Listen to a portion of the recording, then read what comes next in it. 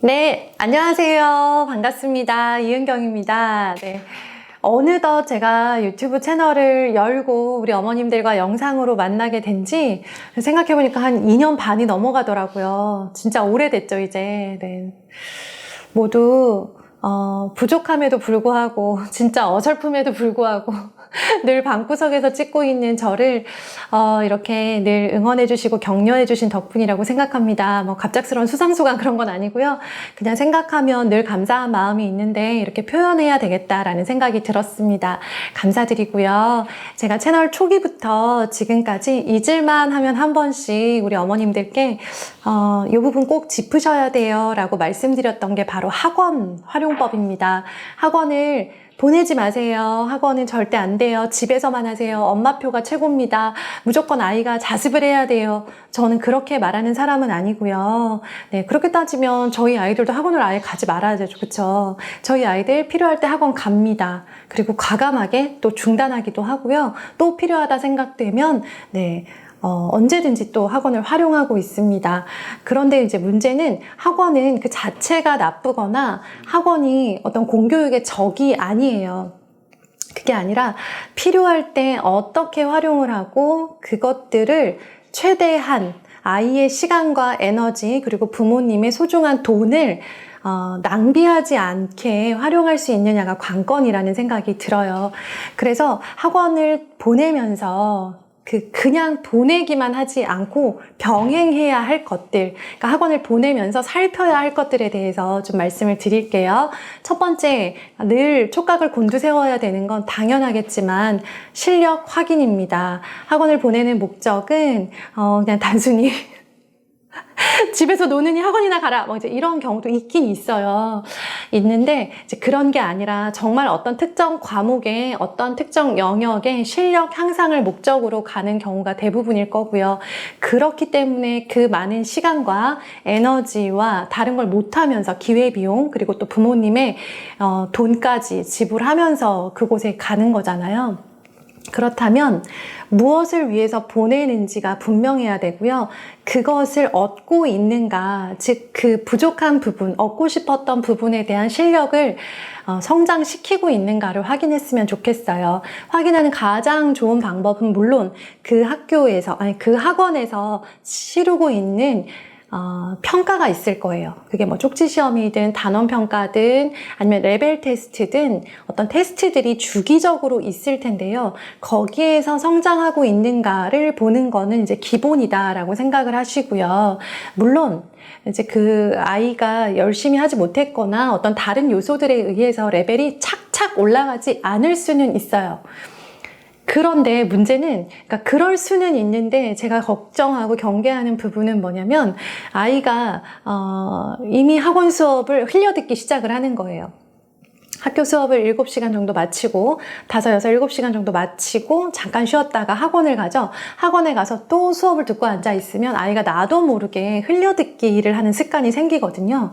그러면 앞에서 어떤 내용을 해도 내가 집중해서 듣지 않고 적당히 듣고 약간 이렇게 하는 습관이 쌓이다 보면 이게 아이의 실력이 되기가 정말 어렵고 그렇기 때문에 테스트를 봤을 때 아이가 본인은 안다고 생각했는데 이제 맞추지 못하는 문제들이 점점 늘어나고 그것들이 그냥 누적된 상태에서 적당한 점수를 받은 상태에서 이제 계속 레벨이 어느 정도 슬금슬금 올라는 가죠. 그리고 진도도 나가고는 있습니다.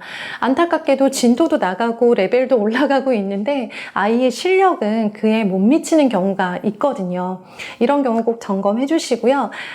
그 학원에서 보고 있는 테스트도 좀 주목을 해야 되고 더불어서 근처에 있는 혹은 조금 다른 동네에 있는 어떤 좀 다른 스타일의 학원, 예를 들어 우리 아이가 소규모 학원이나 공부방을 다닌다면 대형 학원에 레벨 테스트가 주기적으로 있어요. 그런 것들을 한 번씩 보는 것도 자극이 될 수 있고요. 또 우리 아이 학원에서 배웠던 교재로 보는 레벨 테스트는 잘 나오지만 또 낯선 학원에서의 낯선 테스트지를 가지고 시험을 봤을 때는 또 생각지 못했던 점수를 얻게 되는 경우도 있기 때문에 이렇게 해서 꼭 자극을 받고 막 그 학원으로 갈아타거나 아니면 막 엄청나게 막 또 아이가 실력이 성장하지 않은 것 때문에 막 아이를 후달기고 이러라는 게 아니고요. 그냥 맡겨두지만 않았으면 좋겠다라는 마음으로 좀 실력을 살펴봤으면 하는 그런 마음에서 드리는 말씀입니다. 실력 점검 꼭 하셨으면 좋겠고요. 두 번째는 주기적인 상담입니다. 네. 학원에는요, 상담을 선생님이 뭐 언제 꼭 합니다라고 정해주는 학원도 있지만 대부분은 부모가 관심을 갖고 상담을 요청하는 만큼 상담을 해주시는 시스템이에요. 이제 제가 다녔던 저희 아이가 예전에 다녔던 어떤 학원은 무조건 한 달에 한 번은 방문 상담을 해야만 되는 그런 아주 엄격한 학원이 있었어요. 그래서 그때 직장 다닐 때 되게 바빴거든요. 정신 하나도 없는데 막 저녁에 상담하러 가고 그러느라고 되게 고생했던 기억이 나는데요. 지금 와서 생각해보면 그 선생님 진짜 찐이셨다라는 생각이 들 만큼 주기적으로 우리 아이를 맡아주시는 선생님이나 아니면 전체적인 아이의 그런 상황을 관리해 주시는 원장님과의 상담은 저는 되게 유용하고 필요하다고 생각을 해요. 그래서 우리 어머님들이 한 달에 한 번이 너무 버거울 수는 있어요. 그럼 최소한 2달에 한 번, 그리고 방문 상담을 다 할 수 없기 때문에 전화 상담이라도 꼭 하셨으면 좋겠고요.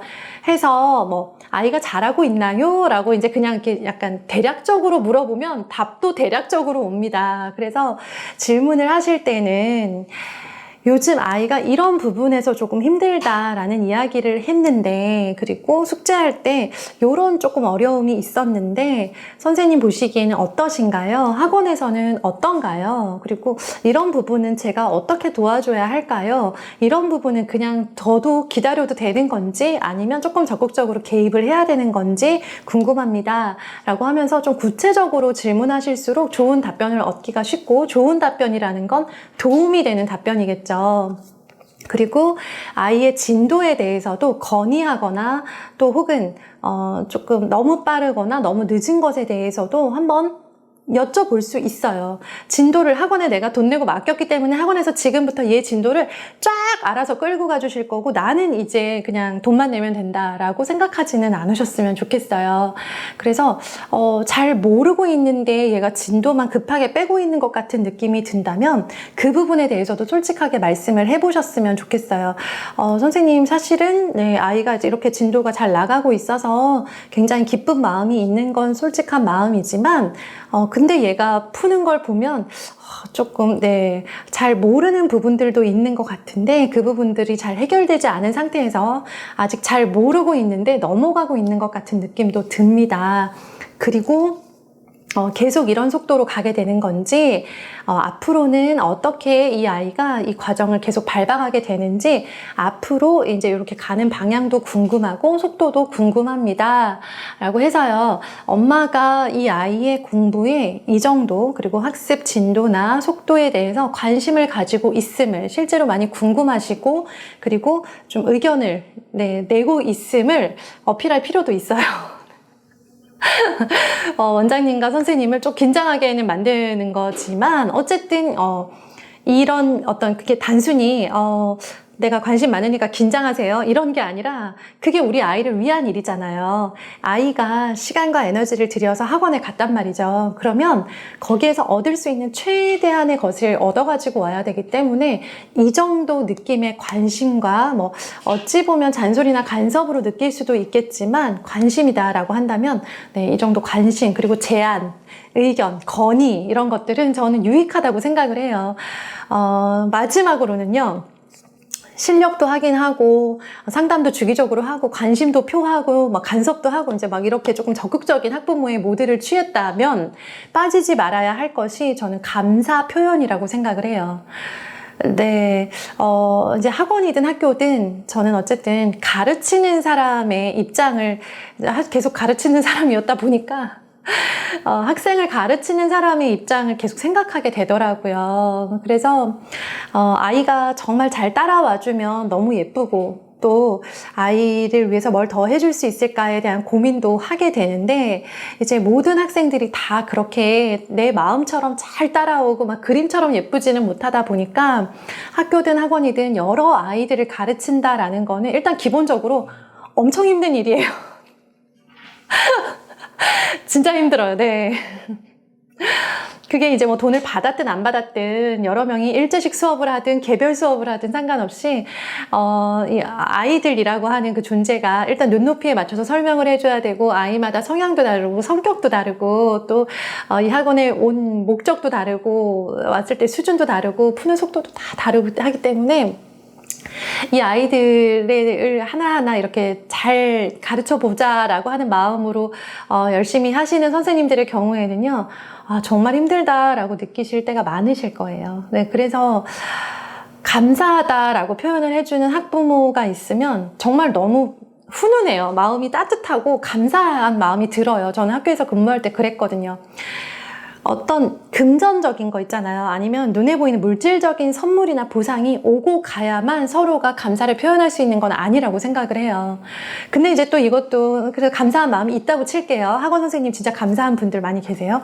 감사한데 이거를 또 때마다 선생님 너무너무 감사해요. 막 뭐 매일 전화해서 막 이것도 감사하고 저것도 감사하고 이거는 진짜 좀 과하죠. 네, 그렇게까지는 안 하셨으면 좋겠고요. 안 하셔도 되고요.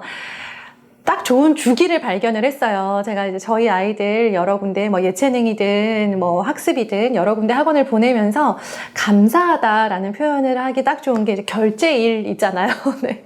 그러니까 한 달 주기로 한 달에 한 번씩 정도는 아주 짧은 표현이거나 아주 간단한 표현이라 하더라도 감사하다라는 거 그런 마음을 좀 표현했으면 좋겠고요. 그냥 감사합니다 이게 아니고 이런 면 덕분에 참 감사합니다. 예를 들어서 아이가 수학 서술형 문제를 쓰면서 풀이하는 과정을 힘들어 했었는데 선생님 덕분에 이제 그런 것들이 습관이 많이 잡혔어요. 감사합니다. 이런 감사를 해본 적도 있었고요. 그 다음에 영어 글쓰기에 자신이 없었는데 네, 선생님 덕분에 이렇게 조금씩 발전하고 자신감을 갖는 모습을 보았습니다. 잘 이끌어 주셔서 감사합니다. 이런 표현도 이렇게 전화로는 좀 하기 어렵죠. 네. 어려운데요. 네.